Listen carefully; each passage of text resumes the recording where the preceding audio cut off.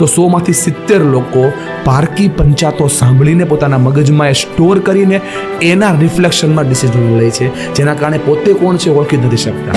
પોતે દીપડા જેવો છે પણ બિલાડી જેવો થઈને થઈ જાય છે. મને આવીને તું એમ કે ફલાણો ભાઈ આવું કહે છે તારા વિશે, એટલે પ્રોબ્લેમ સ્ટાર્ટ થઈ ગઈ મગજમાં. એટલે મારે ખાલી તમને 4 જ સવાલ પૂછવાના. પહેલો એ સવાલ પૂછવાનો કે કાને સાંભળ્યું, બીજું કે 100% સાચી વાત છે, ત્રીજું કે આ તું મને કે એમાં તને શું મળે, અને ચોથું હું હમણાં એને બોલાવું તું આ વસ્તુ બોલી શકે. તો 4માં એ હા પાડે તો એની વાતને સાંભળવાની. તો આ પારકી પંચાત નથી, આ પોઝિટિવ ઇન્ફોર્મેશન છે. બાકી બધી જ પારકી પંચાત છે.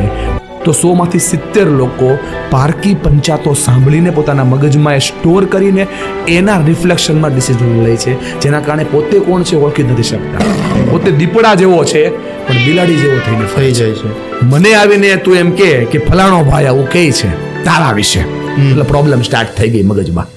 એટલે મારે ખાલી તમને 4 જ સવાલ પૂછવાના.